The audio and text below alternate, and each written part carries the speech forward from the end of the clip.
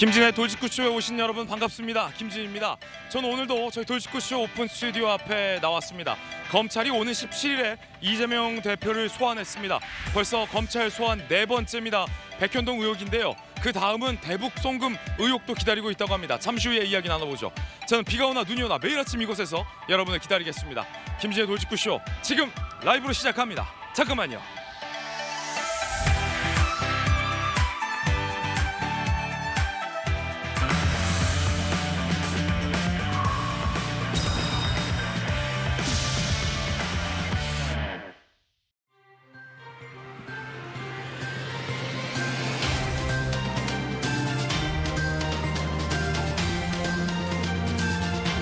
신문 읽어주는 남자입니다. 검찰이 조국 전 장관의 딸 조민 씨도 결국 기소를 했습니다. 입시 비리와 관련해서 중요한 공범으로 검찰은 본 건데 조 전 장관 아버지는 강하게 반발하고 있습니다. 잠시 후에 이야기 나눠보죠. 오늘 조간신문 4가지 키워드 준비됐습니다.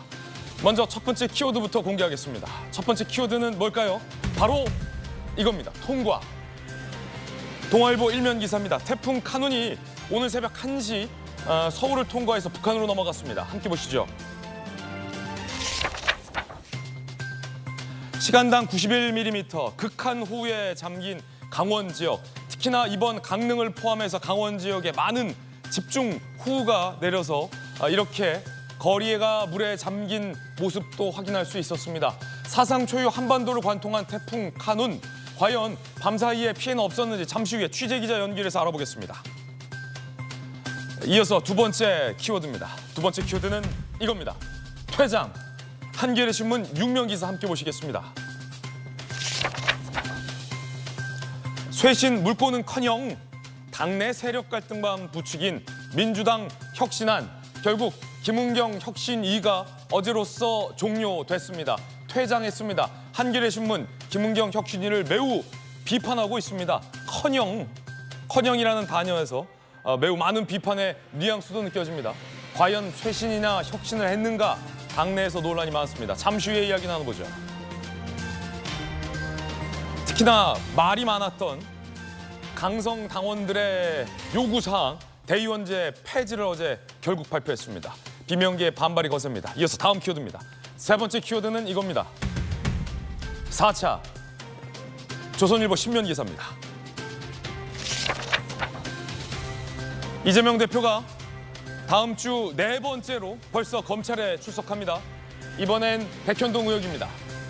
아내의 법카 유용 의혹과 관련해서 비서는 1심에서 모두 유죄가 선고됐습니다. 결국 김혜경 씨 등이 법인카드를 유용했다라는 혐의가 1심에서 인정된 겁니다. 잠시 후에 이야기 나눠보겠습니다. 아내 김혜경 씨는 지난 대선 과정에서 법인카드 유용 의혹과 관련해서 사과한 바 있습니다. 이어서 다음 키워드입니다. 네 번째 키워드. 네 번째 키워드는 유커, 한국일보 6면입니다. 직원 채용, 노선 확장, 호텔, 면세점, 항공업계, 유커맞이 분주, 중국인 단체 관광객 유커들이 몰려올 것을 기대하고 있는 기대감이 업계에서 나오고 있습니다. 지금까지 신문 읽어주는 남자였습니다.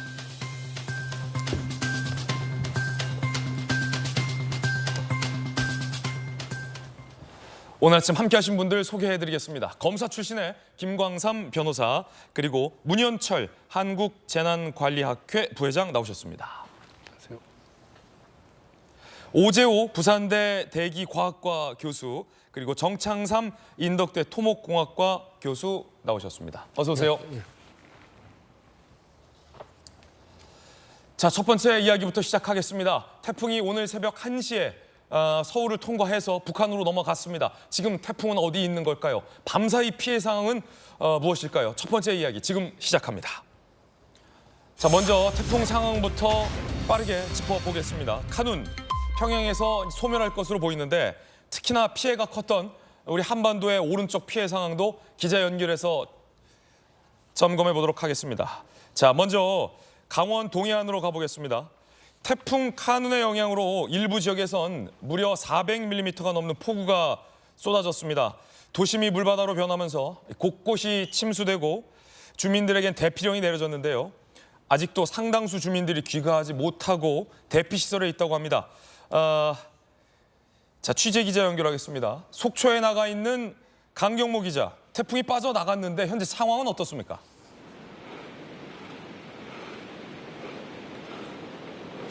네, 강원 속초 해수욕장입니다. 당초 오전까지 비 소식이 있었지만 지금은 거의 내리지 않고 있는데요. 하지만 바람은 여전히 강하게 불고 있습니다. 보시는 것처럼 집채만한 파도가 방파제를 집어삼킬 듯 밀려 들어오고 있습니다. 제6호 태풍 카누는 진로 방향의 오른쪽인 강원 동해안 지역을 강타했습니다. 지난 9일부터 지금까지 속초엔 402mm의 비가 내렸고 삼척 387mm, 강릉 346mm 등 강수량을 기록했는데요. 특히 어제 오후 한때 속초엔 시간당 91.3mm의 집중호우가 쏟아졌습니다. 고성 대진에도 87.5mm가 내렸습니다. 앞이 안 보일 정도의 극한호우 탓에 침수와 산사태가 우려되자 주민 561가구 869명이 긴급 대피했습니다. 아직도 480가구 740명이 대피시설에 머무르고 있습니다. 동해안 6개 시군에선 주택과 도로 침수, 산사태 등 피해 사례 360건 이상이 접수됐습니다. 강원특별자치도는 재난안전대책본부 3단계를 유지하고 비상근무를 서고 있습니다. 설악산과 오대산, 태백산, 치악산 등 국립공원 탐방로는 전면 통제됐습니다. 강릉 남대천과 홍천 등 둔치주차장 11곳과 속초고성 양양지역 다수 도로도 여전히 통제 중입니다. 태풍 경보는 모두 해제됐지만 여전히 안심할 단계는 아닙니다. 강원 동해안 해상에는 오늘 오전까지 최고 8m의 매우 높은 파도가 일 걸로 보여 각별한 주의가 필요합니다. 지금까지 속초해수욕장에서 전해드렸습니다. 네, 앞서 말씀드렸던 것처럼 이 태풍 카누는 오늘 새벽 1시에 서울을 빠져나갔습니다. 북한 어딘가에 있는 것으로 보이는데 그렇다고 안심할 수는 없다고 합니다. 서울 잠수교에 나가 있는 취재기자 이번엔 연결하겠습니다. 잠수교에 나가 있는 장호림 기자, 현재 잠수교 상황은 어떻습니까? 네, 저는 지금 서울 잠수교 앞에 나와 있습니다. 현재 태풍은 서울을 빠져나갔지만 여전히 다소 많은 바람이 세게 불고 있고 빗방울도 굵은 상황입니다. 오늘 오전 6시를 기해 전국의 태풍특보는 모두 해제됐습니다. 현재 태풍 카누는 서울을 지나 오전 1시쯤 휴전선을 넘어 강화도를 통과했습니다. 태풍의 세력도 많이 약해진 상태로 오늘 낮 12시쯤 소멸할 것으로 예상됩니다. 태풍으로 인한 피해도 전국 곳곳에서 접수됐는데요. 전국에서 오전 6시 기준 총 361건의 피해가 발생한 것으로 나타났습니다. 집을 떠나 대피한 사람도 1만 5천여 명입니다. 다행히 태풍이 직접 원인이 된 인명피해는 없었습니다. 다만 대구 군위에서 한 명이 순환사고로 사망해 관계당국에서 원인을 파악 중입니다. 대구 달성에서는 전동 휠체어로 이동하던 시민이 하천에 추락하는 실종사고가 있었습니다. 서울 종로구 피른동에서는 한옥 건물이 무너졌다는 신고가 어제 오후 접수되기로 했는데요. 사람이 살지 않는 빈집이라 다행히 인명피해는 없었습니다. 한강 수위는 이틀간 내린 비로 많이 상승해 있는 상태입니다. 이곳 잠수교 수위도 오전 8시 기준 4.3m를 조금 넘은 상태인데요. 아직 잠길 정도는 아니어서 차량 통행은 이어지고 있습니다. 하지만 그렇다고 해서 긴장을 늦추어서는 안 됩니다. 아직 서울 전역이 태풍 영향권이기 때문입니다. 현재 경기, 인천 등 수도권 지역에 강풍주의보가 내려진 상황입니다. 서울 하천 27곳은 여전히 출입 통제 중이고 빗길 운전도 조심하셔야겠습니다. 채널A 뉴스 장호림이었습니다. 네, 속초와 서울 잠수교에 나가 있는 기자 연결해서 상황 알아봤습니다. 오 교수님, 네. 지금 태풍이 오늘 오전 1시에 서울을 통과해서 북한 쪽으로 가서 네. 이제 얼마 정도 시간이 있으면 아예 한반도에서는 태풍이 소멸할 것으로 보이는데 네.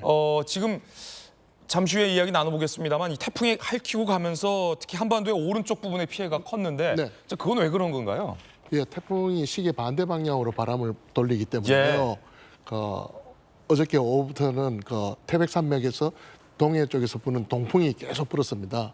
그러면 태백산맥 높은 산맥에 습이라는 공기가 계속 닿으면서 그쪽에 비가 굉장히 많이 온 거로 그렇게 나타났습니다. 예, 태풍이 반시계 방향으로 돌기 때문에 네. 태백산맥의 영향과 합쳐져서 이제 뭐 강원 지역에는 비가 많이 내렸다. 네. 말씀 주신 것처럼 강원에는 소위 물폭탄이 쏟아졌습니다. 얼마나 많은 비가 내렸는지 함께 보시죠. 시간당 90mm의 극한 호우가 강원과 영동 지역에 내렸습니다. 고성 등 곳곳에는 주민 대피령까지 내려진 상황이라고 합니다. 속초시 재난 담당 공무원은 앞이 안 보일 정도로 이곳에 비가 온 것은 처음이다, 아찔했다, 뭐 이런 인터뷰를 우리 기자들에게 하고도 있는 상황입니다. 정창삼 교수님, 예, 비가 많이 내렸네요. 정말로 강원 지역에는. 그렇습니다. 저기 시간당 90mm라는 게 사실 우리가 일반적으로 시간당 한 30mm만 와도 앞이 안 보일 정도인데요. 그거보다 3배 정도 많이 오는 거니까 굉장히 극한 감, 그러니까 우리가 극한호우라 그러죠. 그런 현상이 발생됐다고 볼 수 있습니다. 예, 보통 이제 태풍이 또 올 텐데 그러면 태풍의 이제 오른쪽에 위치한 지역들은 좀 앞으로 단단히 주의해야겠군요. 그렇습니다. 오른쪽 반경, 그다음에 해안 쪽은 특히 유의해야 될 것 같습니다. 예, 자 그렇다면 현재까지 집계된 피해 상황은 어느 정도인지도 한번 점검해 보겠습니다. 함께 보시죠. 자, 어제 오후 기준으로 시설 피해가 총 207건, 정전이 4만 358세대, 94.2%가 현재 복구됐다라는 집계도 있습니다. 안타깝게도 한 명이 돌아가셨고 한 명이 현재 실종된 그런 상황입니다. 문현철 교수님, 이게 이번에는 인명 피해가 제발 없기를 바랬는데 안타깝게도 비가 많이 내려서 말이죠. 특히 이제 경남 지역, 대구에서 위험 반원이 든 지역이잖아요. 이 지역도 사상자가 좀 발생했어요. 네, 안타깝습니다만은 그러나 그 이 태풍의 규모와 강도에 비하면 그리고 매우 이례적인 우리 그 한반도를 이렇게 남쪽에서부터 북쪽까지 쭉 훑고 중심부로 훑고 지나가는 이 태풍의 모양에 비하면 예. 인명 피해가 다행히 그렇게 많지 않은 것입니다. 그런데 이 대목에서 우리는 이 점을 분명히 짚고 넘어갈 수가 있습니다. 대피 명령과 통행 금지가 얼마나 중요한 국민 보호 정책 시스템인지 우리는 다시 한번 각인해보는 기회였습니다. 대피 명령이 그만큼 중요하다. 그렇습니다. 15,000명이 대피했습니다. 15,000명의 10%는 1,500명입니다. 1%는 150명입니다. 0.1%는 15명입니다. 예. 만약에 적극적인 대피 명령과 통행 금지 조치를 하지 않았다면 15명, 150명이 돌아가셨을 수가 있습니다. 자, 이런 측면에서 봤을 때 국가 재난관리 시스템 중에서도 지역 재난관리 시스템이 그렇게 중요하다. 시, 군, 구, 우리 동네를 지키는 시, 군, 구가 그렇게 중요하다. 동네 곳곳에 속속들이 알 수 있는 시, 군, 구에서 내릴 수 있는 지역 재난안전대책본부, 그 지역 재난안전대책본부장이 시장, 군수, 구청장입니다. 예. 시장, 군수, 구청장이 적극적으로 주도적으로 주민들에게 대피와 통행 금지의 필요성을 설명하고 대피와 필요성에 대해서 적극적으로 이렇게 명령을 내린 알겠습니다. 결과다. 예. 이렇게 평가할 수 있겠습니다. 자, 그럼에도 불구하고 한 분이 돌아가셨고 한 분이 아직 실종 중이기 때문에 실종 중인 한 분을 빨리 건강한 상태로 좀 찾았으면 좋겠다라는 바람을 갖고 있습니다. 말씀드렸던 것처럼 이 대구 지역에서 일어난 일인데요. 어쩌다 돌아가시게 됐고 어쩌다 실종하게 됐는지 그 내막도 좀 살펴보겠습니다. 자, 대구 군위군 주민 A씨, 하늘이 뚫린 것처럼 비가 쏟아지고 하천이 불어나더니 금세 물바다가 됐다라고 얘기를 했습니다.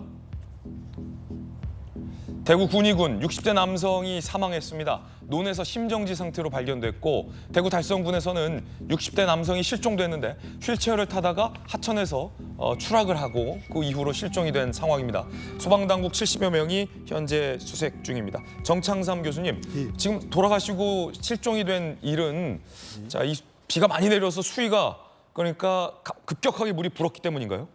그렇습니다. 일반적으로 지방하천이라든가 소하천 같은 경우는 1시간 만에도 수위가 급격히 상승하고요. 한두 시간 내에도 제방이 범람할 수 있는 그런 위험성을 가지고 있습니다. 예.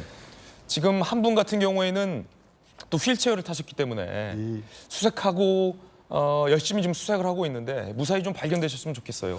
그렇습니다. 좀 안타까운데요. 사실 이제 그 재난 약자라고 하죠. 취약계층인데요. 사실 태풍 때는 좀 이동을 자제하셨으면 싶었는데 안타까운 사건이라고 생각하고 있습니다. 예. 자, 내륙을 관통하며 이 태풍 카눈이 세력이 좀 약화됐다라는 분석도 있습니다. 특히 수도권을 지나갈 때 태풍의 세력이 우려했던 것보다는 약화됐다라는 분석인데요. 함께 보시죠. 내륙을 관통하며 세력 약화, 남부 동해안 지역에는 인명, 침수 피해가 집중됐습니다. 극한 호우도 내렸고 수도권 지역에서는 예상보다 비가 적게 내렸다라는 분석인데 오 교수님, 네. 이 차이는 왜 이렇게 나오는 거죠?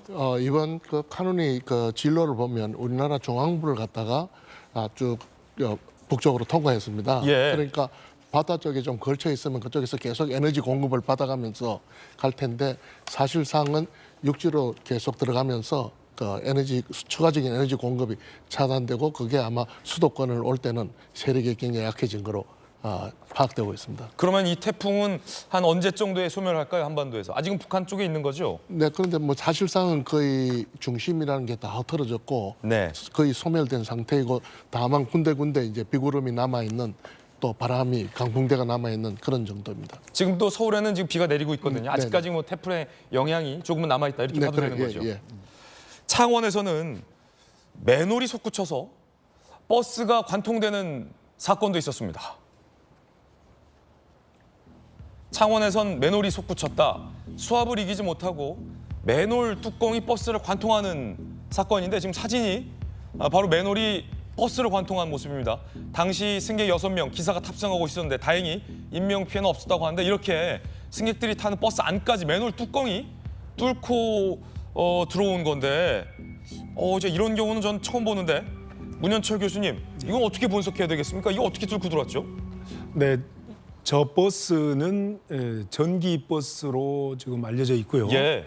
또 전기 버스의 그 배터리는 천장에 있어서 이렇게 좀 그 더 큰 위험은 방지했다고 합니다만은 저 바닥이 플라스틱으로 돼 있었답니다. 그래서 이렇게 한 뭐 40kg이 넘는 예. 맨홀이 수압에 의해서 튕겨 올라오는 그 힘을 막지 못해서 플라스틱 바닥판이 튀어 올라오는 걸로 이렇게 되어 있습니다만은 우리는 이 대목에서 알아야 되는 것이 이렇게 태풍이 왔을 때 물이 미는 힘이 수압이 얼마나 무서운 것인가. 강력하네요. 그렇습니다. 그걸 한번 우리는 알아야 되고 또 저 반대 현상이 있을 수 있습니다. 저 빨려 들어가는 힘 또한 저 못지않게 크다.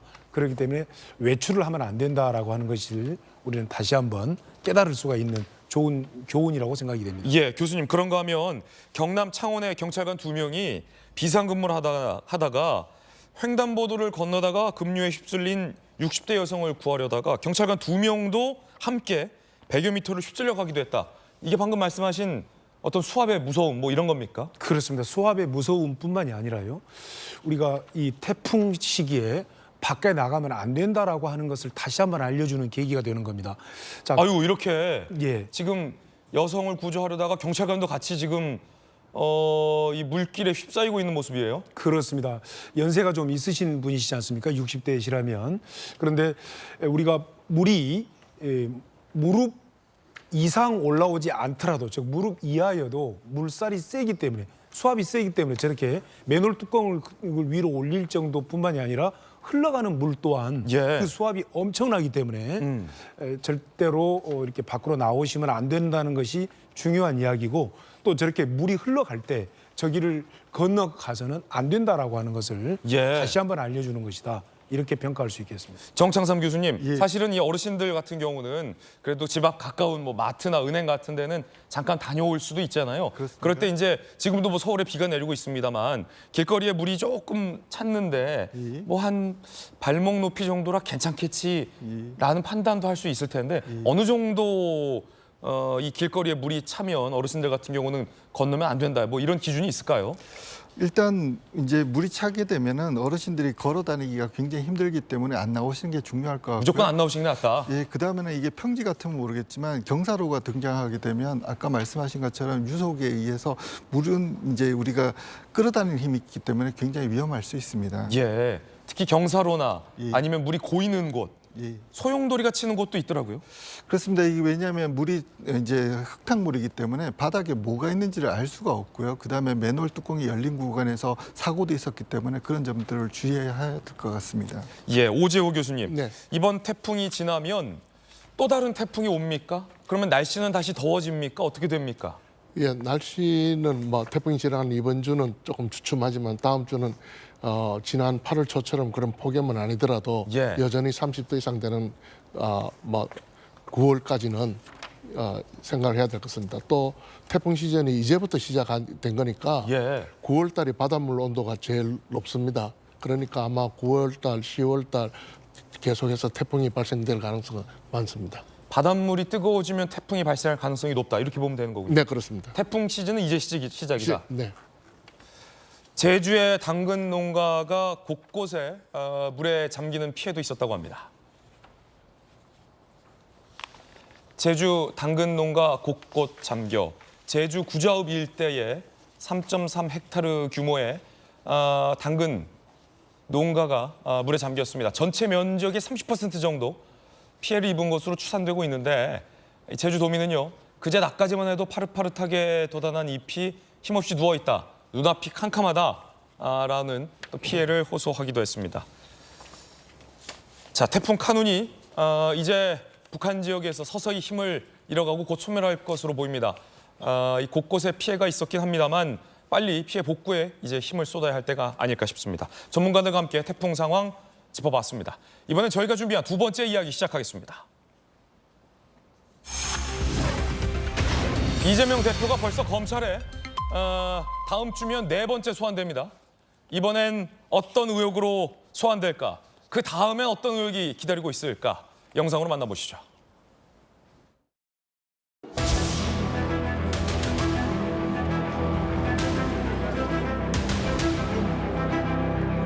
오늘의 검찰 소환이 유례없는 탄압인 이유는 이미 수년간 수사를 해서 무혐의로 처분된 사건을 다시 끄집어내서 없는 사건을 만드는 없는 죄를 조작하는 사법 쿠데타이기 때문입니다.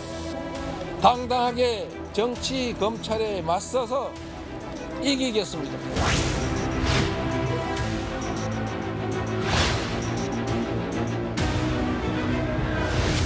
지금처럼 포토라인 플래시가 장렬하는 이 공개 소환 해술래 같은 수치입니다. 유권 무죄, 무권 유죄의 검사 독재 정권에 결연히 맞서겠습니다.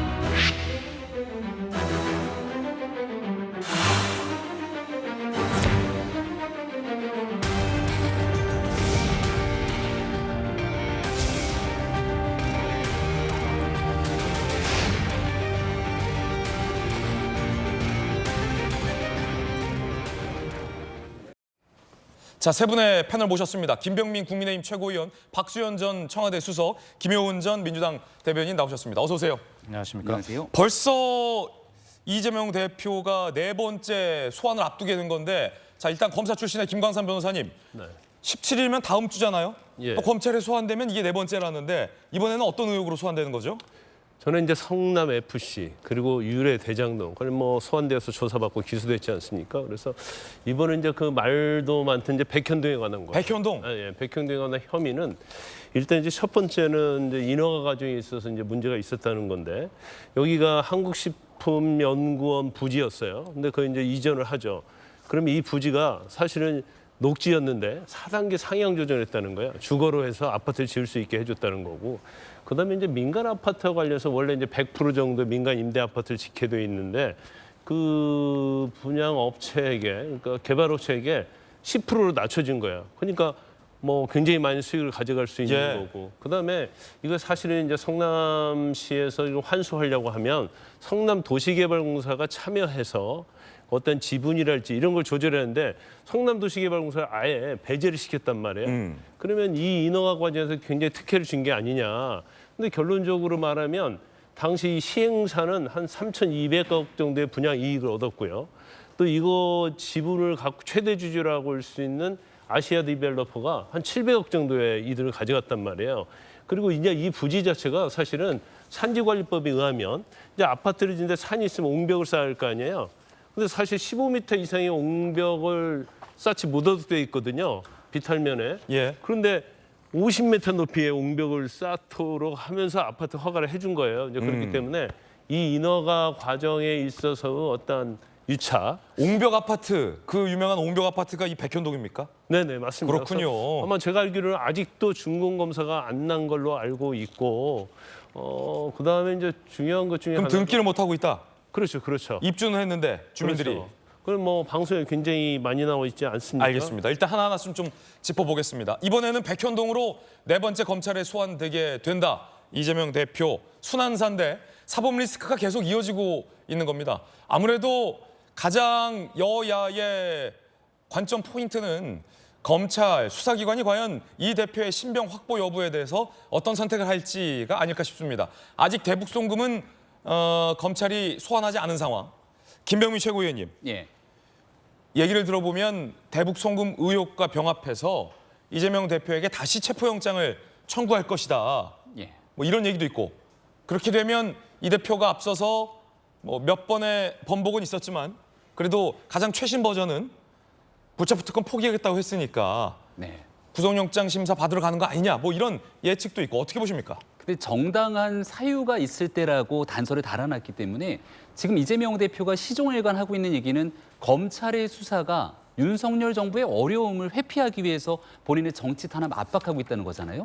국가 폭력 이런 글을 쓰기도 했던데. 아 이번 소환에 대해서 예, 본인 SNS에 말입니다. 그런데 그렇게 자신 있고 국가로부터의 폭력이어서 검찰이 정치적인 수사를 하고 있는 거라면 본인 스스로 법원 영장 실질 심사에 나서서 자신 있게 판단을 받으면 됩니다. 예. 과거에 이성만, 윤관석 의원에 대해서도 이성만 의원 같은 경우는 영장 실질 심사를 통해서 기각이 됐잖아요. 네. 윤관석 의원은 구속이 됐습니다만. 그럼 이재명 대표가 정말 자신 있고 떳떳하고 아무런 문제가 없다면 지난날 법원 영장 실질 심사에 나가야 되는데 아 이게 기획수사라면 영장 실질 심사 가면 기각된다. 그렇죠. 본인이 그거를 입증하는 게 가장 최고의 정치적인 수를 두는 것 아니겠습니까? 그리고 민주당 내에서도 설왕설래 의견이 많잖아요. 그 지난번에 하지만 본인이 갖고 있는 불체포 특권을 활용해서 최종적인 국회 표결에 들어갔는데 본인도 아마 많이 놀랐을 겁니다. 단 한 표 차 부결. 그러니까 이번에 만약에 영장이 청구돼서 체포동의안이 국회에 들어오게 된다면 민주당 내에서도 표결을 갔을 때 어찌될 바 모를 수 있는 상황이 오게 될 거다라고 생각이 되고 결국은 이런 여러 가지 어려움들이 복합적으로 쏟아지고 있기 때문에 예. 이 이재명 대표를 지키고 옹위하기 위한 사람들 입장에서는 김은경 혁신의 혁신안으로 이 모든 것들에 대한 나중에 플랜 B까지 고민했던 것 아니냐는 온갖 얘기들이 쏟아져 나오고 있다고 생각합니다. 이번에는 과연 이재명 대표가 구속영장을 심사를 피할 수 있을까요? 일단 이번 소환에 대해서 이 대표는 정권의 정치 수사다, 국가 폭력이다라고 비판의 목소리를 높였습니다. 들어보시죠.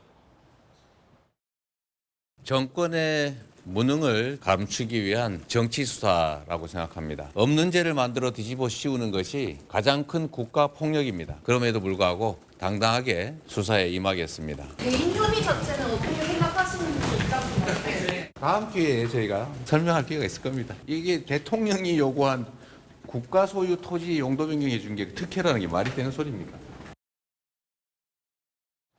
박수현 수석 오늘 나오셨는데 네. 지난번에 민주당에서 정당한 수사 시에는 불체포 특권을 포기하겠다고 했는데 지금 이번 검찰 수사와 관련해서 이 대표는 정당한 수사 아니다. 지금 이런 말씀하시는 것 같아요. 그 당시에 정당한 수사 뭐 이런 정당한 영장 청구라고 하는 뭐 사족같이 전제 조건이 붙은 것은 사족. 예, 우리 예. 김한규 원내대변인이 그 당시 분명히 설명을 했죠. 누가 봐도 아 이거 정당한 영장 청구가 아니야라고 밑자락을 깔아놓고 그렇게 방탄하기 위한 거 아니냐. 뭐 이렇게 생각을 당연히 할 텐데 그때 예. 그래서 이례적으로 설명을 했죠. 그 의원총회 과정에서 이 불체포 특권이라는 것이 왜 생겨났는가라고 하는 헌법적 의미를 가지고 의원들이 굉장히 많은 의견들을 개진했어요. 그런데 그것을 한 줄로 정리해야 되는 대변인의 입장에서 보면 그렇게 많은 이야기를 원론적 이야기지만 그런 것이 나온 것을 아무것도 언급 안 하고 갈 수는 없지 않습니까?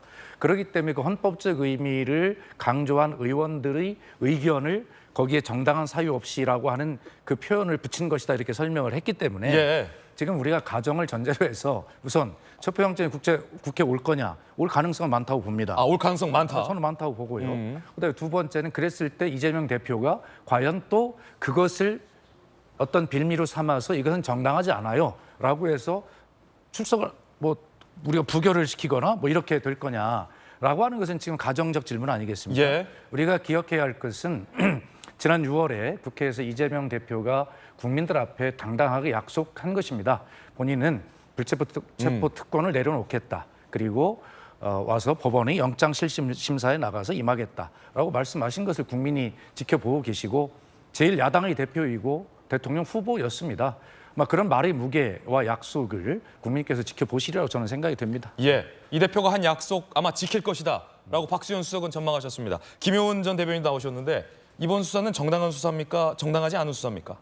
글쎄요, 그 고도의 정치적 판단은 아마 의원님들이 하실 것 같습니다. 고도의 정치적 네. 판단이 필요합니까? 어차피 그때 불체포 특권을 수용을 하면서 예. 또 그런 단서를 달았기 때문에 이 정당한 거의 여부를 판단하겠지만 지금 어제 이재명 대표가 명백하게 지금은 국가폭력이라고 규정을 했고요. 검찰 카르텔이라 가장 지금 나쁜 최악의 카르텔이 검찰의 카르텔이라 얘기를 했기 때문에 이건 누가 봐도 정당하지 않은 영장 청구다라고 예. 저는 이재명 대표가 어제 명확하게 선언한 것으로 이해하고 있습니다. 그럼 이 이야기를 들은 150여 명의 민주당 의원님들이 이 혹시 체포영장 들어오면은 부결하라는 뜻인가라고 오해할 수도 있잖아요. 이 대표의 뜻과는 다르게. 일단 개별적으로 다 판단할 것 같아요. 그러니까 불체포 특권을 이재명 대표가 내려놓겠다는 것도 그렇고요. 민주당 의원 31명이 불체포 특권을 내려놓겠다고 서명을 했기 때문에 예. 그러니까 그 특권을 내려놓는 문제와 개별 사안이 그 정당하냐 안 하냐는 또 사안의 개별성에 따른 결정이기 때문에 아마 의원들께서 신중하게 검토를 하지 않을까 그렇게 생각합니다. 그렇군요. 국민의힘 여당에서는 과연 어떻게 볼까요? 들어보시죠. 이제 이재명 대표의 범죄 혐의 꼬리 자르기 시도도 결국 진실 앞에서 무력화되고 실체적 진실이 드러나기 시작하고 있습니다. 검찰은 이미 이 대표를 백현동 특혜 의혹의 최종 결정권자로 파악했다고 합니다. 이 대표를 향한 사법 리스크는 열거하기조차 버거운 지경입니다. 그러면 김광삼 변호사님 궁금한 게 있습니다. 그 대북 송금 의혹건과 관련해서는 또 추가로 소환합니까? 아니면 소환된 김에 영장을 청구하는 겁니까? 이번에 이제 백현동 사건은 이제 서울중앙지검에서 하는 거예요. 네. 반부패 수사 일부에서 하기 때문에 이 부분은 당연히 서울중앙지검에서 하는 거고 대북 송금이 이제 김성태 회장과 관련된 거잖아요. 그것은 이제 수원에서 하는 수원에서 하잖아요. 예, 그래서 일단 아마 이제 두 개는 좀 나눠서 봐야 할 것 같아요. 그래서 일단 백현동 관련해서는 제가 볼 때는 한 번 조사로 끝나기는 어려울 거예요. 예. 왜냐하면 이제 사안이 굉장히 많고 그다음 우리가 이제 언론에서 많이 보도됐는데 특히 그 아시아 디벨로퍼의 이제 정바울 씨가 돈을 김인섭 씨가 돈을 달라고 했는데 200억 정도인데 반절은 정진상, 반절은 이재명 대표 걸로 나는 추출을 했다 이런 얘기했잖아요. 근데 지금 나온 걸 보면 이재명 대표의 연관성이 뚜렷한 그런 증거는 아직 언론 보도에는 없어요. 예. 근데 저는 개인적으로 볼 때 이재명 대표를 피의자로 소환해서 부른다는 자체는 우리가 알지 못하는 연결성을 찾았다고 보거든요. 검찰이. 그렇죠. 그래서 그 부분은 이제 처음 확인할 것이고 그래서 조사를 한 다음에 제가 볼 때는 또 마무리 조사 한번 있을 거라고 보고요. 그다음에 이제 대북 송금은 이제 중요한 것은 지금 이화영 전 부지사의 재판이 굉장히 논란이 되고 있지 않습니까? 그러면 지난 재판도 공정이 됐고 22일 날 재판이 또 하게 돼 있단 말이에요. 그래서 22일 날 재판을 하고 나서 이화영 전 부지사의 진술을 법정에서 확인을 한 다음에 대북 송금을 또 수원에서 부를 거예요. 그러면 대북 송금과 지금 백현동과 관련해서 어떻게 할 것이냐. 지난번 성남 FC와 관련해서도 대장동과 같이 영장을 청구했잖아요. 영장 병합해서 쳤어요. 그렇죠. 근데 이것도 사실 이제 관할은 다르지만 만약에 영장을 청구한다고 하면 일단 영장을 검찰에 청구하면 영장이 발부되는 게 목표잖아요. 예. 그러면 범죄에 있는 걸 사실은 모아내는 게 검찰 입장에서 당연한 거단 말이에요. 그래서 대북 송금 조사가 끝난 다음에 같이 합쳐서 영장을 청구할 가능성이 굉장히 높다 이렇게 봅니다. 검찰이 혹시 민주당 일각의 비판처럼 너무 많이 혐의를 모으는 거 아니냐. 몇 개를 모으냐 벌써 4번째냐. 너무 많이 모은다.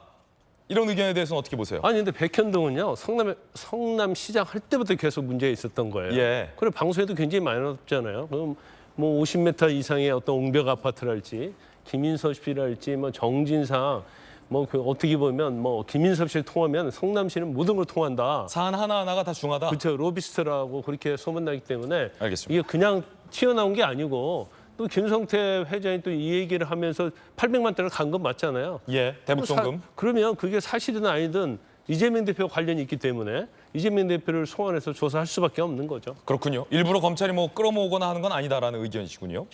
그런가 하면 법인카드 유용 의혹을 받고 있었던 김혜경 씨의 비석격인 배모전 사무관에게 유죄가 선고됐습니다. 법카 유용 의혹 유죄. 2021년 8월 김혜경 씨 주재 오찬 모임 참석 3인의 식사비 7만 8천 원 등 경기도 법카로 결제한 것을 지시했다 등등등등 배모 씨 선거법상 기부행위 혐의로 유죄가 선고됐고요. 2022년 1월 김혜경 법카 유용 불법 의전 의혹에 후보 가족위에 사적 용무 처리한 사실 없다라는 것 선거법상 허위 발언 혐의도 유죄가 선고됐습니다. 징역 10개월, 집행유예 2년이 선고됐습니다. 재판부는 공소 사실 모두 유죄로 인정을 했습니다. 김혜경 씨가 지난 대선 과정에서 이 법카 유용 의혹에 대해서 뭐라고 밝혔었을까요? 기억나십니까? 들어보시죠. 오랜 인연이다 보니 때로는 여러 도움을 받았습니다. 공과 사의 구분을 분명히 해야 했는데 제가 많이 부족했습니다.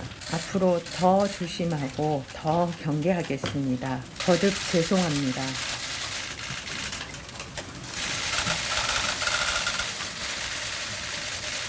인정하시는 사실관계가 어디까지인지 지금 사과하시는 부분이 어떤 사실관계를 사과하시는 건지 좀 설명을 부탁드립니다.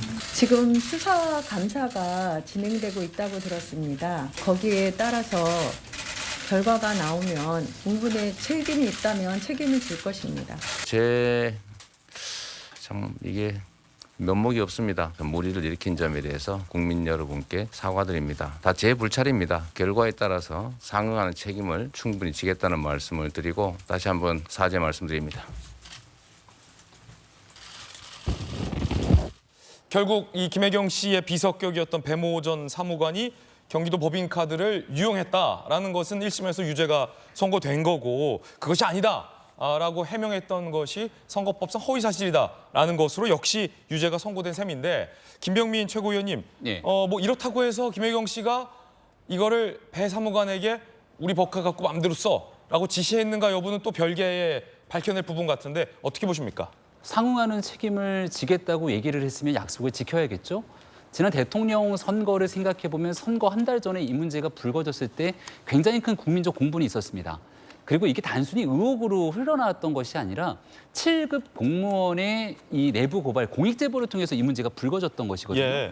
근데 그 7급 공무원에 대한 오히려 이 정치 공세가 쏟아졌던 면들까지 생생히 기억이 납니다만은 이 5급 공무원 배모 씨 같은 경우에는 이재명 대표와 아주 오랫동안 가까웠던 사이고 이 사람을 인사권자인 이재명 당시 성남시장 경기지사가 인사권을 행사했기 때문에 저런 문제들이 불거질 수밖에 없었던 것이거든요.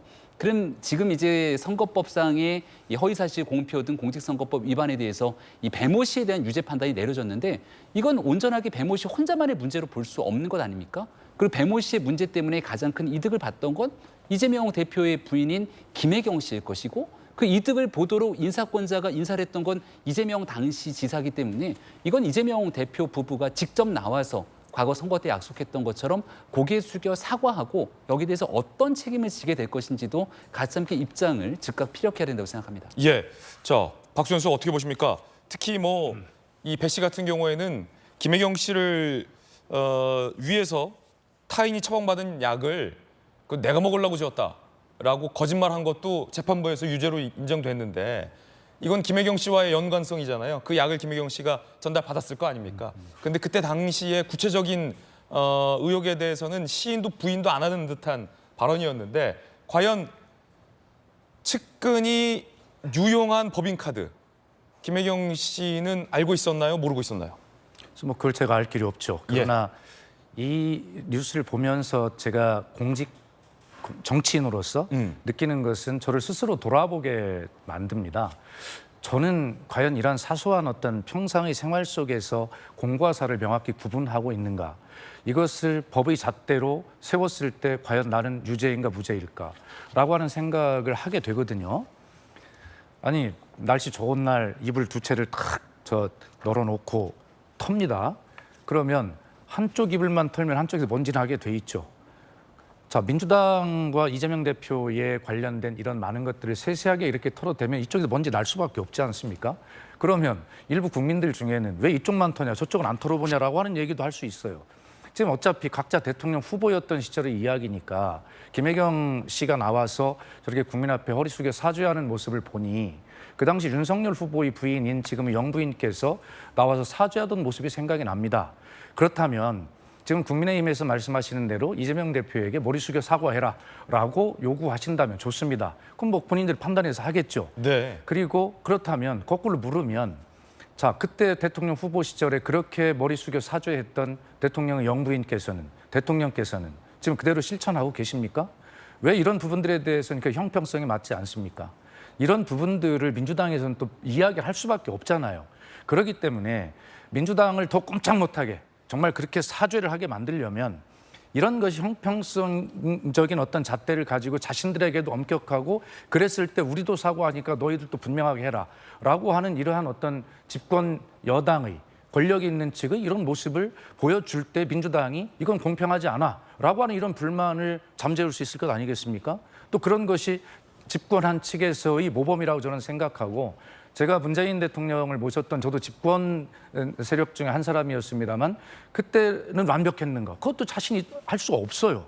네, 그러니까 이런 부분들은 자꾸 이렇게 어떤 형평성의 문제를 가지고 자꾸 서로 싸우고 국민들 피곤하게 하는 것보다 정말 어떤 정치적 의도 없이 뭐 유죄면 유죄, 사과할 거면 사과하고 뭐 똑같이 민주당도 그렇게 해야 한다고 생각하는데 어쨌든 지금 선고는 일단 1심에서 나왔으니 이 문제에 대해서 어떻게 또 다른 논리와 이런 것들로 방어가 되는지를 한번 보면서 그런 어떤 스스로를 돌아보는 계기도 됐으면 좋겠다 하는 생각을 개인적으로도 합니다. 이 맑은 날에 이불 두 채 털면 먼지 안 나는 이불 어디 있겠냐.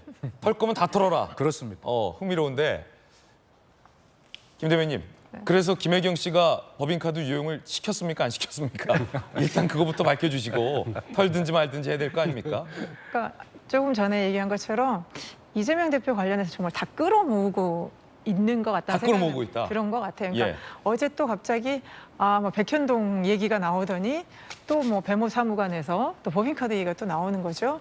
그래서 배모사무관이 이제 유죄 1심 나왔고 그러면 그 배모사무관이 모신 그러면 김혜경 여사는 이거를 몰랐을까? 그럼 앞으로 김혜경 여사는 그럼 법적으로 어떻게 될 것인가? 이게 또 이제 초미의 관심사가 되는데요. 그러네요. 저는 이제 공직자의 가장 기본 덕목이 정말 투철한 공직 마인드, 공사 구분인 거는 저는 가장 중요하다고 생각을 합니다.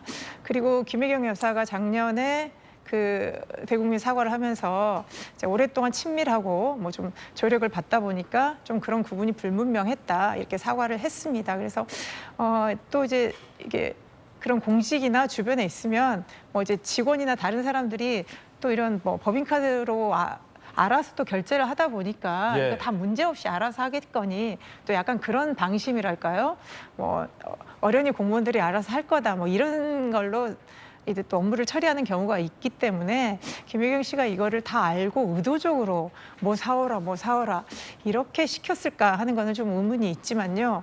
만약에 이게 정말 공직자 배우자로서 뭔가 공적인 것에 있어서 문제가 있었다면 그것도 검찰이 밝힐 일이고요.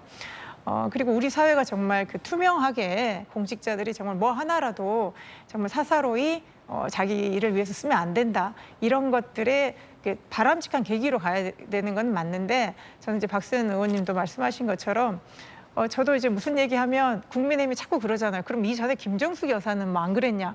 이렇게 자꾸 이렇게 끌고 갈 때마다 아니 뭐 그럼 과거에 이런 걸 잘잘못을 따지자는 게 아니라 앞으로 잘하자 이런 얘기거든요. 예. 그래서 방금 저도 박수현 수석님 얘기 들으면서 갑자기 그러면 우리 그 김건희 여사는 해외 가서 쇼핑 하셨나요? 안 하셨나요? 또 그런 질문을 할 수밖에 없는 그렇기 때문에 어쨌든 공직자로서의 도덕성은 정말 너와 내가 다르지 않고 가벼움과 무거움의 차이가 없다. 뭐 이런 어떤 하나의 계기가 됐으면 좋겠습니다. 그러면 이제 앞으로 검찰은 어떻게 합니까? 김관삼 변호사님. 일단 배모 씨에 대해서는 법원에서 유죄를 인정받았잖아요.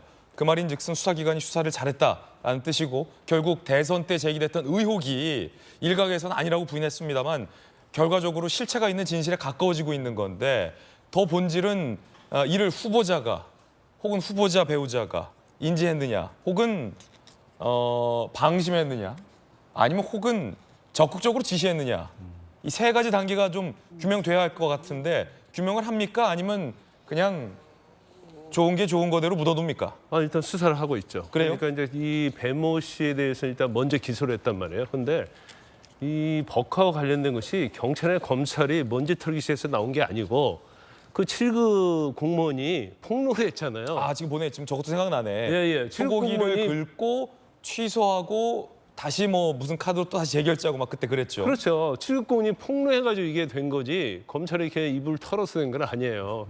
뭐 입을 털 수 있죠. 근데 입을 털면 먼지만 나오면 수사할 수 없어요. 근데 거기서 오물이 막 떨어지면 그건 수사해야 하는 거 아닙니까? 법인카드가 떨어져. 그렇죠. 뭐 양쪽 입을 털었는데 한쪽은 먼지만 나고 한쪽은 뭐 오물이 쏟아져요. 그러면 그건 당연히 수사해야 하는 거죠. 그런데 지금 이 배모 씨의 유죄가 왜 중요한 의미가 있냐면 지금 공직선거법 위반으로 기소했잖아요. 근데 그중에 이제 허위사실 공표했고 기부금이 있는데 이 기부금은요. 그 자리에서 김혜경 여사가 있어가지고 같이 밥을 먹은 자리예요. 그래서 10만 5천 원 결제한 거거든요. 법인카드로. 그래서 이 부분은 아마 김혜경 여사가 피해 나기 어려울 것이라는 거고 지금 왜 배모 씨만 기소했냐면 김혜경 여사에 대한 수사할 것이 굉장히 좀 많이 남아있어요. 뭐가 남아있냐면 일단 이제 법인카드로 한 150건, 2천만 원 사용했다는 거 있죠. 이것은 이제 국고 손실이랄지 아니면 배임이 될 수 있어요. 그래서 이제 그 녹취록에 다 나와 있단 말이에요. 그다음에 중요한 것 중에 하나가 그럼 이 법인카드를 누가 쓰게 해줬냐는 거예요. 그러면 그 당시에 도지사가 누구예요? 경기도지사가 이재명 대표 아닙니까? 그럼 이재명 대표가 허락을 했느냐? 그럼 이재명 대표 또 공범이 되는 거거든요. 그래서 이 사안 자체가 수사하는데 좀 양이 굉장히 많아요. 그래서 일단 배모 씨 기소해서 공직선거법 위반에 대해서는 공소시효를 중지시켜 놓고 김건희 누구죠? 김혜경 여사에 대해서 수사가 지금 진행 중인데 아마 제가 볼 때는 뭐 기소는 될 것이다 이렇게 봅니다. 그래서 입을 터는 얘기가 나왔으니까 짧게 한마디 붙이면 우리 김광삼 변호사님 말씀도 제가 재밌게 들었어요. 그런데 지금 예를 들어서 이런 법인 카드 문제를 막 일일이 막 계속 하잖아요. 어떤 뭐 좋습니다. 나왔으니까 뭐 수사할 수밖에 없고 제대로 해야 맞죠. 맞다면 제가 이 문제만 가지고 이야기하는 것이 아니라 전체적인 분위기를에서 좀 불만을 이야기하는 건데 그렇다면 대통령의 검찰총장 재직 시절에 특활비, 영수증, 뭐 휘발성으로 날라갔다. 그럼 구내식당에서 먹은 영수증은 잉크가 좋아서 안 날아가고 다른 데 먹은 거는 잉크가 나빠서 날아갑니까? 이렇게 누가 봐도 불만을 제기할 수밖에 없는 좀 형평이 좀 어긋난 이런 부분들을 제대로 하면서 그래도 털으려면 털어라 그런 얘기를 제가 한 것이죠. 털라면 털어라. 그래도 털라면 털어라. 라는 말이 참 흥미롭게 들었습니다. 자, 그런가 하면 김은경 혁신위가 어제 돌연 마무리됐습니다. 퇴장을 한 셈입니다. 결국 일단 명치를 향했던 칼끝이 아팠다라는 소회를 밝혔습니다. 들어보시죠. 혁신위원회 활동은 오늘로 마무리하도록 하겠습니다. 또한 그동안 부족한 말로 불편함을 드린 점에 대하여 정중히 사과드립니다. 혁신안을 치열하게 논의하고 논쟁해서 만들어낸 피땀의 결과입니다. 그 피땀의 결과가 저의 여러 가지 일로 조금 가려질까 그게 가장 두렵고요. 명치를 향했던 칼끝이 정말 아팠습니다. 그래도 여기까지 왔습니다. 죽기 살기로 여기까지 왔으니 잘 받아서 민주당이 좋은 결과로 낼 수 있는 혁신안이 되기를 바람하지 않습니다. 뭐 잠시 후에 이야기 나눠보겠습니다만 김병민 최고위원님, 끝까지 명치를 겨눈 칼끝 때문에 아팠다. 뭔가 좀 억울함을 호소하는 듯한 모습이 있는데 물론 본인의 말실수에 대해서 한 번 더 사과하기도 했습니다만 누가 칼끝을 이렇게 댄 게 아니라 본인이 자초한 일들 아니겠습니까? 노인비하 발언도 그렇고 이낙연 전 대표에 대해서 개파 챙기지 마라. 초선 애들에 대해서, 초선 의원들에 대해서 학력 수준이 떨어지는 애들 같다. 뭐 이런 게 다 본인이 자초한 말들인데 끝끝내 누군가가 칼을 찔러서 아팠다. 뭐 이런 표현을 해서 논란인데 어떻게 들으셨습니까? 옛날에 있었던 한 드라마의 명대사가 있었죠. 드라마? 아프냐? 아프냐? 나도 아프다. 나도 아프다. 너만 아프냐? 나도 아프다. 민주당에 있는 수많은 사람들이 아마 김은경 혁신위원장의 저 말을 듣고 그 얘기를 돌려주고 싶어요. 내가 더 아프다. 그럼요. 저희는 이제 상대 정당에 있다 보니까 김은경 위원장이 말 한마디 두 마디 쏟아낼 때마다 민주당이 점점 나락으로 떨어지는구나. 예. 이런 생각이 그렇게 막 뼈 아프진 않는데 정말 김은경 위원장 때문에 이 명치에 칼끝이 들어오는 것처럼 조며지는 그 아픔을 받았던 사람들은 민주당에 있는 수많은 당원들과 내년 총선 출마하려고 하는 사람들 아니겠습니까? 근데 김은경 위원장이 어제 혁신안을 발표했는데 저는 어제 발표하는 시점도 잘 이해가 안 갔어요. 어제가 어느 날입니까? 태풍이 북상해서 한반도로 훑고 올라간다 그래서 전 방송이 전부 재난 방송으로 대비를 하고 있었고요. 예. 그래서 정치권도 사실 웬만한 일정들은 다 줄여가면서 모든 지방자치단체의 재난 대비를 하기 위해 노력을 하고 있었습니다. 근데 거기 혁신안을 갑자기 발표를 끝끝내 강행을 했고 예. 그러니까 김은경 위원장이 이끄는 혁신위가 사실상 폭망하고 신뢰를 다 잃어버려서 어떻게든 뒷수습을 짓고 떠나야 되는데 여기에 대해서 민주당에 있는 이른바 비명계를 완전히 쳐내게 되고 이재명 대표를 보위하는 안을 폭탄을 던지고 주랭랑 친 것 아니냐 이런 비난들이 쏟아지게 되는 것이거든요. 폭탄 던지고 주랭랑 친 거 아니냐? 그러니까 김은경 혁신위를 둘러싸고 정말 명치끝이 아팠던 사람이 김은경 위원장인지 아니면 또 다른 누군가인지는 본인 스스로 제일 잘할 것이고 아마 여기 있는 또 민주당이 박수현 수석님을 비롯한 민주당 인사들도 김은경 위원장의 혁신안과 저 내용들 저런 활동들에 대해서 선뜻 동의하기는 어려울 거라고 생각합니다. 그러면 퇴장하면서 던진 저 혁신안이 과연 혁신안이냐 폭탄이냐 이 논란이 민주당 내에 있는데 여러분들은 뭐라고 보십니까? 혁신안이라고 보십니까? 폭탄이라고 보십니까? 혁신안 폭탄 던지고 조기 퇴장. 오늘 조간신문에 많은 표현이 있습니다. 한겨레 신문도 굉장히 비판적으로 오늘 날카롭게 비판을 했는데 어제 민주혁신이 퇴장하면서 3차 혁신안이라며 발표했던 게 당대표 뽑을 때, 최고위원 뽑을 때 앞으로 이제 대의원은 투표하지 마. 이거 아니에요. 대신 권리당원, 이제 신흥당원들, 특히 이제 강성 이재명 대표의 지지층, 뭐 개딸들 비중이 높은 이 권리당원의 비중을 2배가량 올렸습니다. 대신 전통적인 민주당의 대의원, 중요한 의사결정을 했던 전통당원들, 대의원 그중에서도 대의원은 투표권을 배제시켰어요. 친명 강성 지지층의 요구를 점포 수용을 해서 논란이 일고 있습니다. 김은경 혁신위원장은 이 어떤 표의 가치, 누구에게 표를 많이 줄 것인가에 굉장히 관심이 많아 보입니다. 결국 친명 강성 지지층의 요구안을 전폭 받아들여서 대의원제를 폐지시키는 혁신안을 발표했는데 자 일단 김용훈 대변인께 오늘 먼저 물어볼게요. 혁신입니까 폭탄입니까? 소신 발언. 아니요, 둘 다 아닌 것 같습니다. 예. 혁신도 아니고 폭탄도 아니면 뭐예요?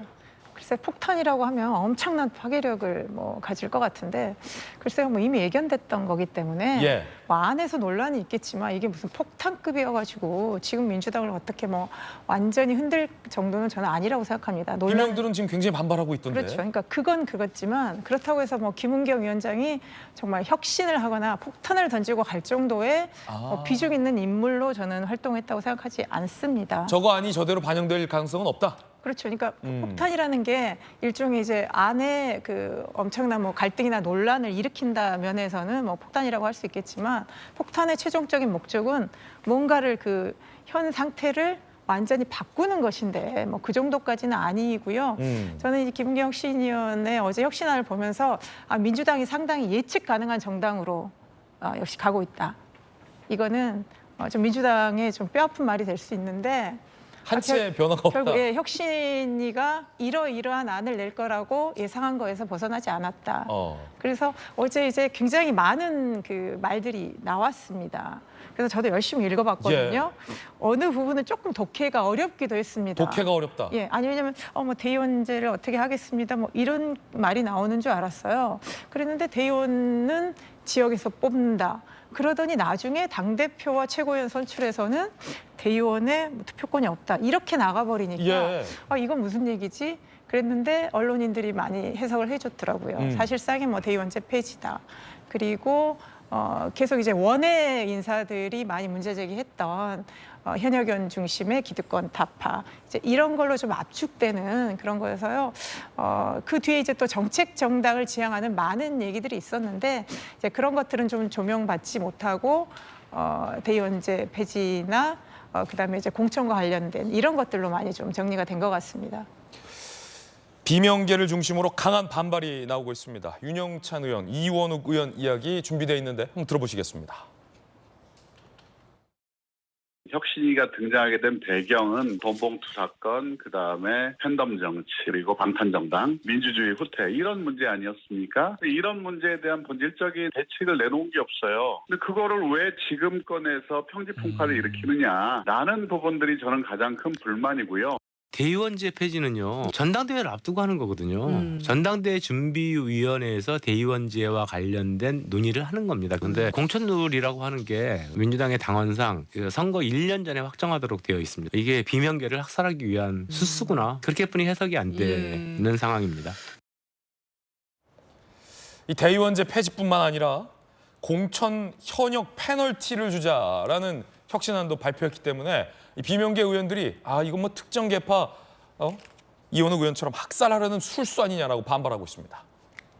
더 나아가서 익명을 요구한 한 비명계 재선 의원은요, 이재명 대표의 손이 아닌 김은경의 손을 빌려 비명계를 쳐내려는 거 아니냐, 뭐 이런 의혹의 목소리도 있습니다.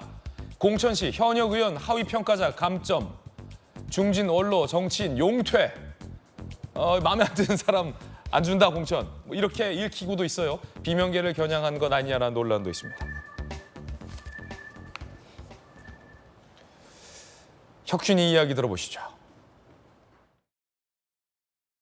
당원분들이 당을 운영을 해나가는 데 있어서 자신의 권리를 챙기고 효능감을 느낌으로써 자리를 잡을 수 있도록 하는 데 초점을 맞췄습니다. 용태라고 저희가 권고드린 것은요, 삼선 의원 출마 제한 내지는 뭐 삼선 의원이 얘기 드린 게 아닙니다. 시대의 변화의 흐름에 못 쫓아가시거나 역량이 갖고 있는 것으로 보이지 않는 분들이 출마 준비들을 많이 하시고 있는 것으로 알고 있습니다. 박지원 전 국정원장님이나 천정배 전 의원님이 포함이 되냐 안 되냐 물어보셨는데요. 저는 이분들이 용퇴해 주셨으면 좋겠습니다. 뭐 박지원 원장 나오지 마라 이런 얘기도 했고, 현역에서 평가 안 좋은 사람들은 공천 배제하자, 그리고 대의원제 폐지하자. 비명계를 중심으로 결국 김은경 혁신위는 이재명 대표 호위되냐, 뭐 이런 얘기도 나오고. 자, 박수현 수석님 어떻게 보십니까? 비명 학살하려는 술수 아니냐, 반발이 거센데요. 그렇게 질문하시면 제가 바로 그렇다고 응답하지 않을까 하시지 않습니까? 알죠. 근데 우선 말씀을 드리면요. 우선 아까 김병민 최고가 말씀하신 대로 저는 어제 그 태풍이 지나가면서 폭우가 내리는 현장을 다니면서 혁신안 발표가 굉장히 궁금하지 않습니까? 그런데 핵심 당원 중에 하나인 저도 혁신안 발표를 직접 못 들을 정도의 그 시기, 발표 시기에 좀 불만이 있었어요. 어제는 모든 당이 나서서 이 태풍 대비에 집중하는 그런 모습을 보였어야 되는 날인데 좀 그런 것들을 좀 조절하지 못한 정무적 감각이 좀 아쉽다는 생각이 들었고요. 네. 그렇다 하더라도 어제 혁신안의 내용만 국민께 공감이 될 수 있는 그러한 내용들이 있었다면 그런 태풍에도 불구하고 국민의 관심을 받았을 것입니다. 다 그렇지 못한 것은 아마 내용이 좀 크게 미치지 못했다는 것이죠.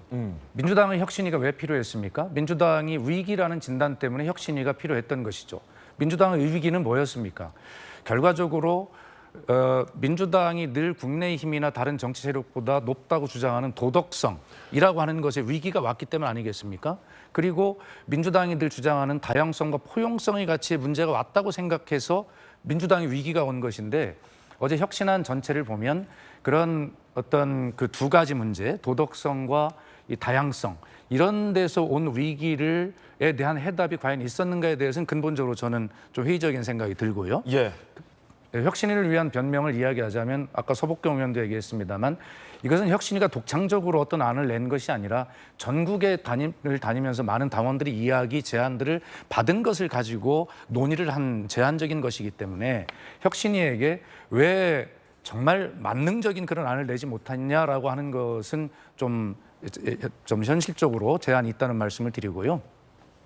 그럼에도 불구하고 정책 역량의 강화나 미래 의제의 발굴 같은 데 대한 좋은 제도들을 어제 많이 이야기를 했음에도 불구하고 결과적으로는 대의원제의 어떤 등가성 뭐 해제 문제, 뭐 이런 문제에만 집중이 됨으로써 이 다양한 혁신안들이 주목을 받지 못한 점은 굉장히 아쉽다 하는 생각이 들고 저는 한 가지 제안을 하면 아까 이거 혁신이냐 폭탄이냐 했는데 저는 시한폭탄이라고 생각합니다. 시한폭탄이다. 예. 왜 그러냐면 이 문제를 가지고 이제 당내 토론을 하기 시작하면요.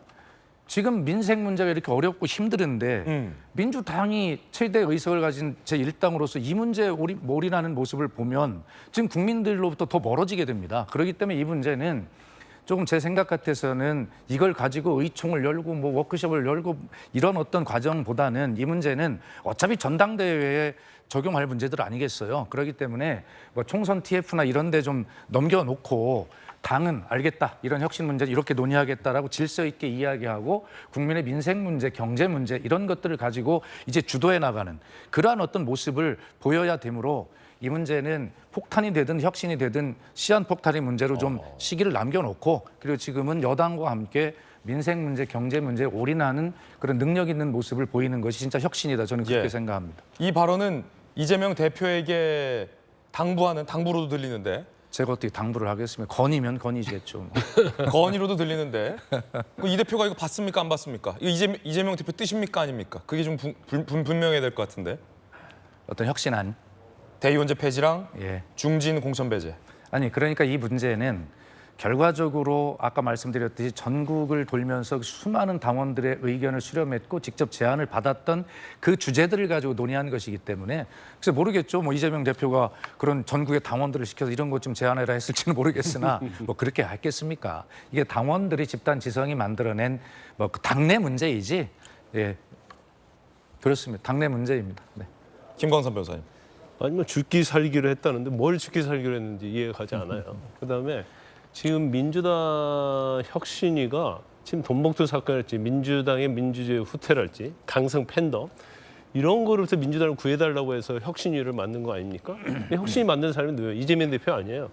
그런데 지금 혁신위가 한 것 중에서 가장 중요한 것이 이제 대의원제와 관련된 거고 그다음에 이제 공천 룰과 관련된 거거든요. 그럼 제가 이걸 결과론적으로 보면 혁신 자체가 이재명을 위한 혁신위가 아니었나 생각이 들어요. 왜냐하면 대의원제 폐지는 계속 강성 팬덤층에서 주장했던 내용 아닙니까?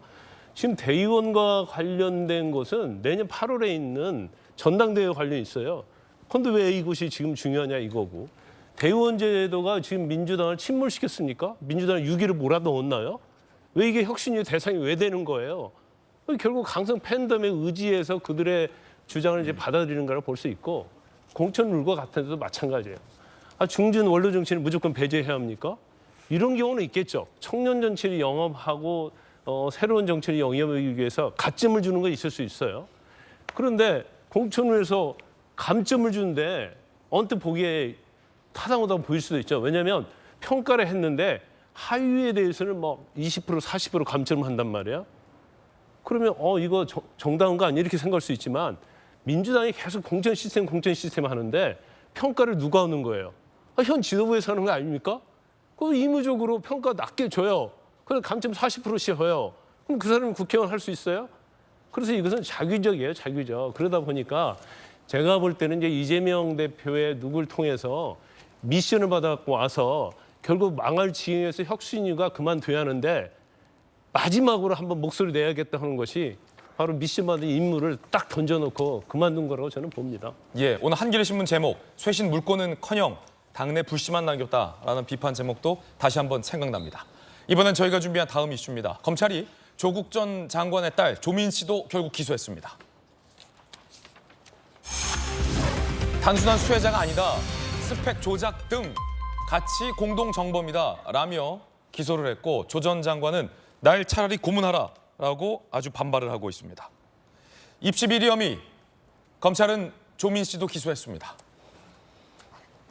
검찰 정경심 전 교수 판결에 따르면 조민 씨는 단순 수혜자가 아닌 주도적 역할을 했다. 공소시효 약 보름 전에 결국 검찰은 조민 씨를 기소했습니다.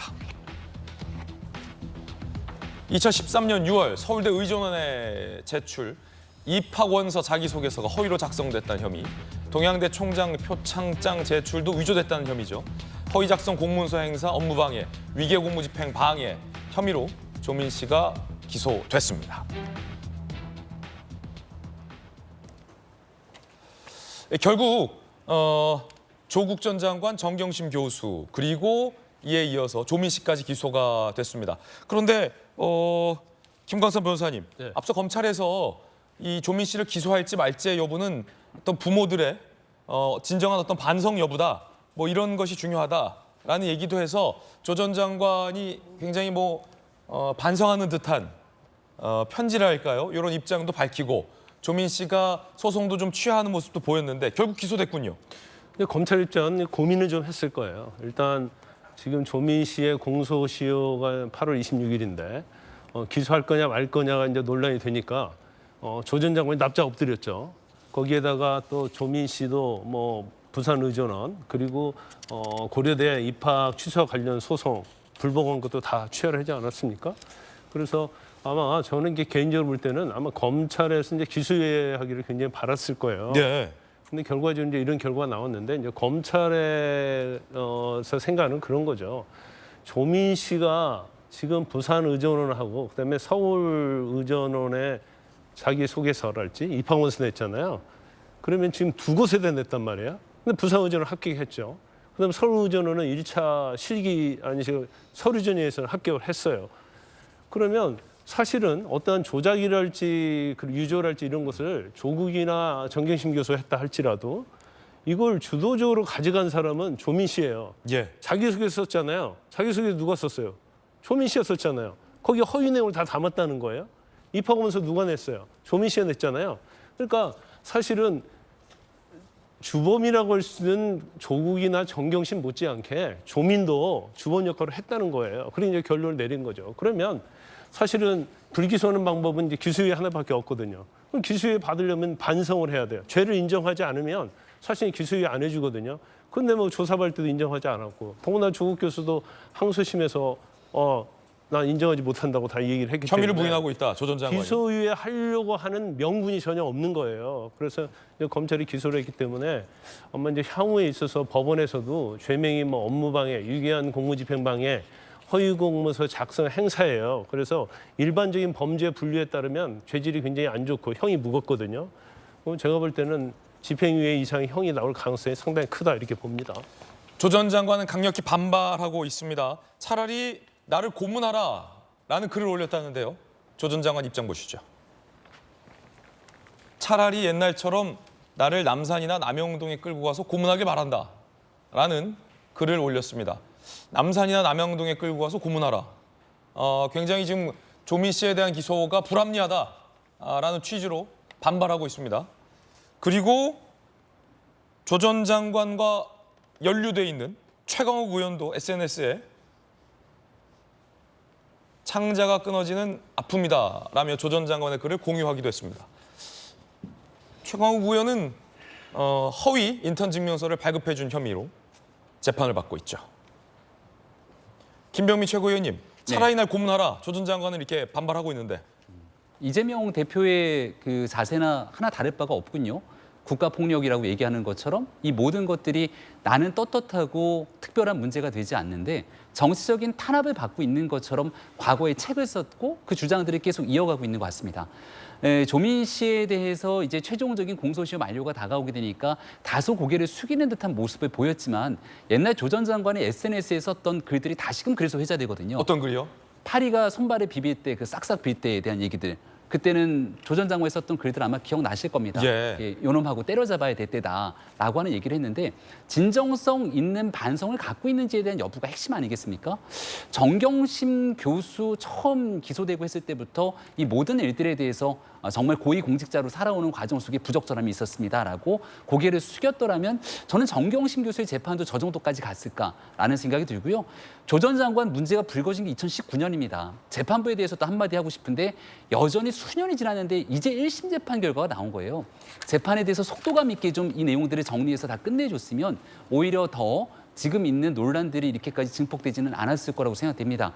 결국 조 전 장관이 과거 청문회부터 했던 얘기들 국민 다 기억하고 계시거든요. 나는 아이 교육에 불철저한 아버지였을 뿐.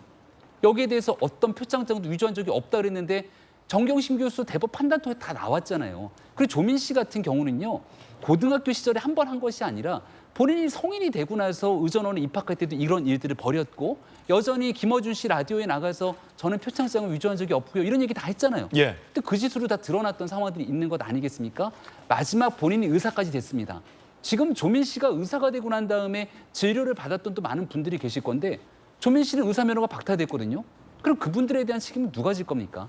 이런 숱한 과정에 대한 책임지지 않는 모습이 결과론적으로 조민 씨를 기소할 수밖에 없는 마지막 상황에 스스로가 만들었다고 생각합니다. 김영훈 전 대변인께서는 이 문제 어떻게 보세요? 결국 검찰이 기소했는데 딸을. 글쎄요, 그러니까 얼마 전부터 그래도 조민 씨는 좀 비켜가지 않겠냐 이런 생각을 좀 했는데 저렇게 기소까지 하니까 아버지인 조국 전 장관이 저 어떻게 저런 비유적인 표현까지 쓰면서 글을 올릴 수밖에 없는 그런 부모로서의 심정이 좀 안타깝긴 합니다. 그래서 저는 이제 조국 전 장관 부부나 조민 씨가 그래서 상당히 반성하는 모습도 좀 보여졌고 그래도 이제 본인의 학위나 이런 것들도 다 내려놓고 열심히 살려는 모습도 보여준 것 같은데 또 검찰은 그게 반성하는 기미가 아니다라고 판단을 해서 다시 또 법적 잣대를 들이대니까요. 뭐 어쨌든 보기에는 좀 안타깝고 불편한 부분이 있습니다.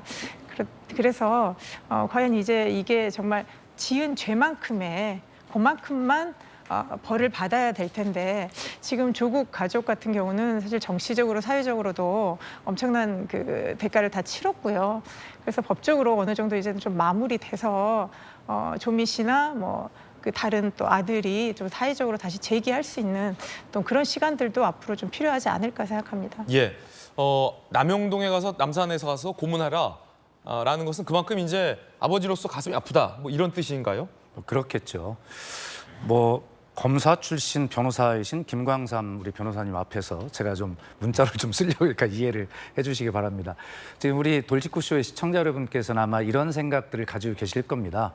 아니, 죄가 입증이 되고 있으면 당연히 기소가 되고 재판을 받아야지. 이것이 일반적인 어떤 법감정입니다. 그러나 우리 김 변호사님 잘 아시다시피 이 검사에게는 공소 제기 재량권이라는 게 있지 않습니까? 그것을 기소 편의주의라고 하죠. 이것은 뭐냐면 검사에게 공소 제기에 대한 탄력성을 부여함으로써 어떤 형사처벌제도의 목적에 부합하도록 하는, 다시 말해서 검사가 기소 여부에 대해서 여러 가지 재량 있는 판단을 하도록 하는 것이거든요.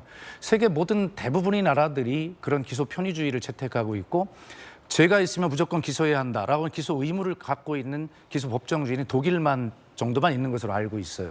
자, 그렇다면 이 문제에 대해서 조민에게 죄가 있는데 그렇다면 그것을 기소할 거냐 말 거냐는 지금 말씀드린 대로 검사의 재량에 있어요. 그렇다면 지금 일가족이 있습니다. 정경심 교수, 조국 교수, 그리고 지금 조국 장관의 아들 문제도 또 있어요.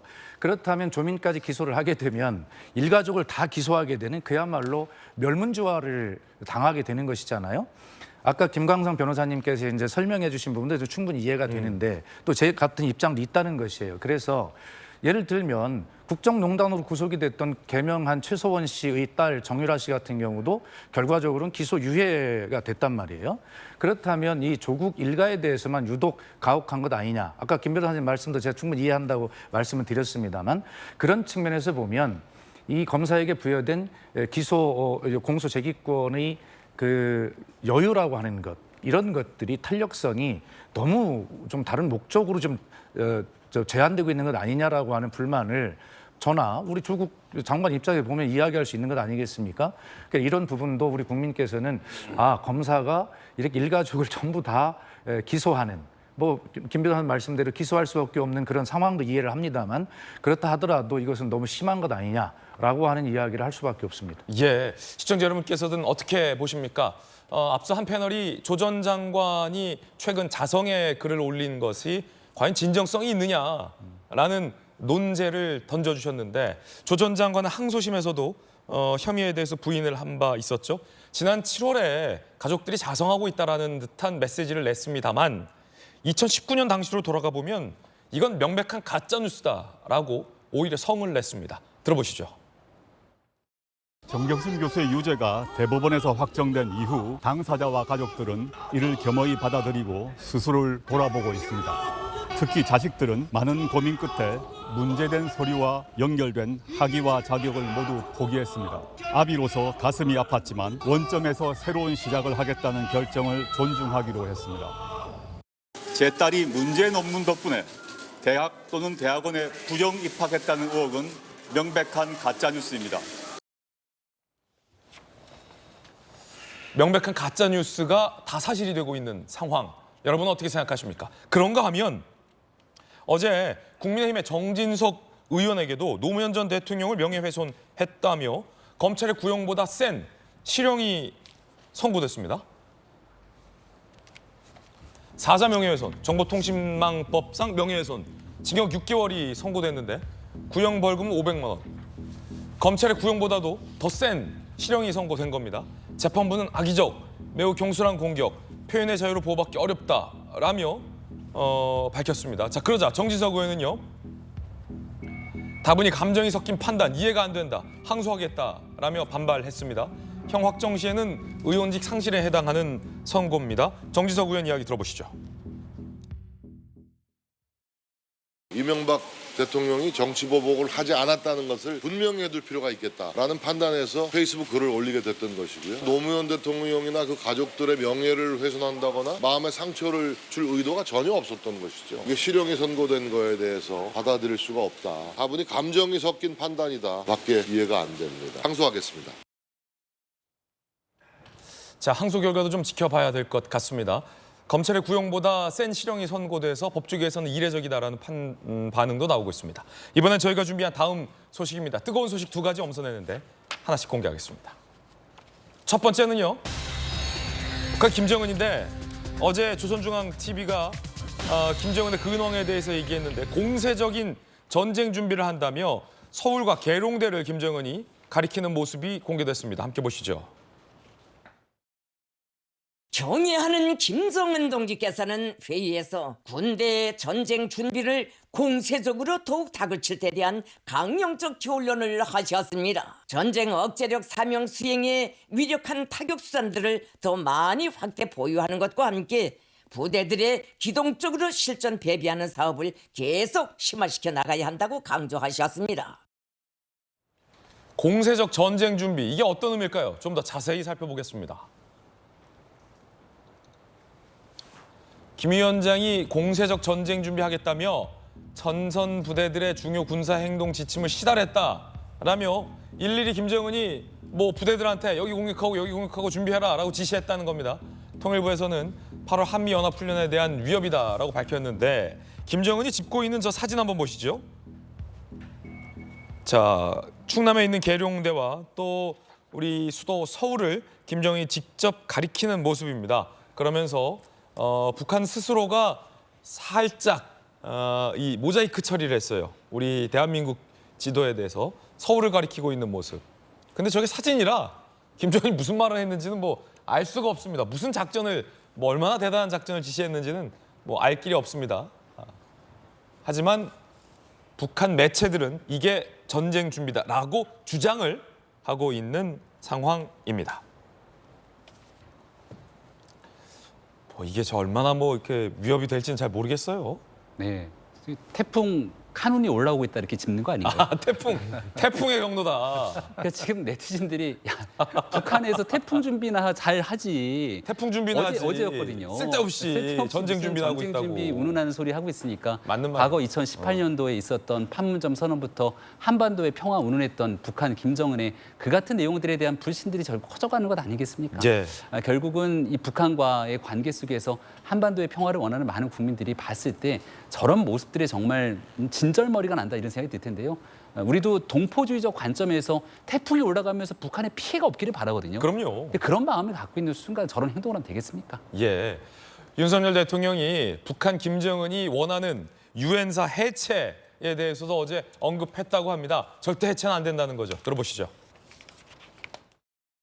한반도에 전쟁이 발발할 경우 즉각 우리 우방군의 전력을 통합하여 한미연합사령부에 제공하는 등 대한민국을 방위하는 강력한 힘입니다. 이것이 북한과 그들을 추종하는 반국가 세력들이 종전선언과 연계하여 유엔사 해체를 끊임없이 주장하고 있는 이유입니다. 그런가 하면 북한이 총참모장을 전격 교체했다는 보도도 나옵니다. 박수일에서 리영길로. 리영길 같은 경우는 2013년에 이미 총참모장을 했다가 해임됐다 복귀됐다 해임됐다 복귀한 인물입니다. 언제 또 해임될지 모르는 인물이기도 합니다. 북한의 직위 변동은 김정은의 마음에 전적으로 달려있기 때문에 알 수 없는 일입니다. 뜨거운 소식 함께하고 있습니다. 이번에 두 번째 소식 살펴보겠습니다. 주인공은 누굴지 바로 만나보시죠.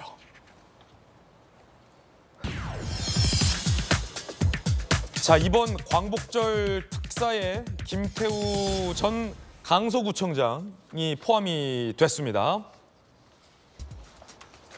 문재인 정부 당시에 청와대 특별감찰반원이었죠. 조국 전 민정수석의 감찰 무마 의혹을 폭로했습니다. 그래서 여당에서는 이 공익제보자다라고 보고 있고 하지만 공무상 비밀 누설 혐의로 1심에서 1년 실형이 선고된 바 있죠. 강서구청장이 4월에 당선됐지만 대법원에서 아주 빠르게 원심을 확정해서 구청장직을 상실을 했습니다. 자, 특별 사면으로 다시 재출마설까지 나오고 있는 상황입니다. 자, 이거 여야에서 논박사항인데 야당에서는 아니 유죄받은 사람을 다시 강서구청장으로 내세우는 게 염치가 있냐라고 하고 있고 여당에서는 어떻게 내부 고발자를 공무상 비밀 누설 혐의로 단죄할 수 있느냐, 그 판단이 잘못된 것 아니냐라고 반박하고 있는 상황입니다. 여야 의견 모두 다 짧게 들어보겠습니다. 먼저 박수현 수석님. 이 문제는 이것이 과연 공익제보이냐 아니냐의 문제라고 저는 생각을 하거든요. 그리고 또 하나는 이 대통령의 사면권이라고 하는 것은 지극히 제한적으로 행사가 돼야 된다는 것이 합의 사항인데 말씀대로 대법원 확정 판결 3개월 만에 이것을 사면한다라고 하는 것 이 자체가 사면권의 남용이다 이렇게 볼 수 있고요. 그다음에 더 심각한 것은 법무부 사면심사위원회에서 이 사면의 이유를 이야기를 할 때 이 사람을 공익제보자라고 아예 이야기를 하고 있어요. 사면은 어떤 것입니까? 법적인 판단을 넘어서는 어떤 정무 정치적 판단으로 하는 것인데 네. 그런 어떤 고도의 정치 행위를 하는 정무적 행위를 하는 그 사면심사위원회의 판단문에 공익제보자라고 하는 법적 영역의 문제가 정확히 기재돼 있다라고 하는 것 자체가 기가 찰 노릇입니다. 이 김태우 씨는 청와대 2018년 특감반 그 당시에 어떤 상황이 있었냐면 결과적으로 스폰서 의혹을 받고 있던 건설업자의 수사 상황을 캐기 위해서 심지어는 경찰청 특수 그 과장을 만나려고 했다가 적발이 돼가지고 검찰에 복귀가 된 사람이에요. 그리고 그 스폰서 의혹을 받는 건설업자는 결과적으로 2022년에 징역 3년에 집행유예 5년의 실형을 받습니다. 그 말고도 이분이 자기 직위를 이용해서 여러 가지 잘못된 행동들을 해서 검찰 내부에서도 중징계를 받을 가능성이 많은 상황이 되자 결과적으로는 청와대 내부의 어떤 사실 이런 것들에 더해서 자기 추측을 더해가지고 사실인 양 부풀려서 언론에 제보하는 이런 것을 한 것이에요. 이것을 공익제보로 볼 거냐 아니냐의 문제의 싸움인데 이것을 공익제보로 볼 이유는 저는 전혀 없다 생각하고 사면권이 과도하게 남용된 그런 어떤 측면에 대해서 유감을 가지고 있습니다. 이번엔 김병민 최고위원. 네, 문재인 정부에서는 김태우 수사관의 공익제보가 있을 당시 파렴치한 사람으로 몰아가면서 여기에 대한 사실들을 다 부인했습니다만 김태우 수사관이 당시에 얘기했던 그 수많은 일들이 결국은 하나둘씩 사실로 드러나면서 문재인 정부 민정수석실을 비롯한 그 당시에 얼마나 심각한 문제가 있었는지 다 낱낱이 드러나게 됐죠. 김혜경 씨 관련돼서 앞서 배모 사무관 유죄 얘기도 나왔는데 결국 공익제보로부터 시작이 되는데 이런 공익제보자가 입을 열 수 없도록 만드는 판결 이런 부분들을 바로잡기 위한 나름대로의 판단이 있었던 것 같고 이제 대통령이 최종 의결이 남은 것 같습니다. 사면에 대한 심사에 대한 대통령의 사면권을 가지고 이 공익제보자를 어떻게 바라볼지에 대한 여부가 남아있지 않는가 생각합니다. 예, 김태우 전 강서구청장 2019년 2월 검찰 출석 당시 발언도 준비되어 있습니다. 들어보시죠. 국가 기능을 제 자리로 정상적으로 돌려놓기 위하여 국민 여러분들께 청와대의 범법 행위를 고발할 수밖에 없었습니다. 네, 저희들은 60초 광고 보고 돌아오겠습니다. 잠시 후에 뵙겠습니다. 오늘 저희가 준비한 소식 모두 다 전해드렸습니다. 행복한 주말 보내시고요. 저희들은 다음 주 월요일 아침 8시 50분에 풍성한 소식과 시원한 돌직구 들고 인사드리겠습니다. 오늘 하루는 분명 어제보다 나을 겁니다. 좋은 하루 되십시오. 고맙습니다.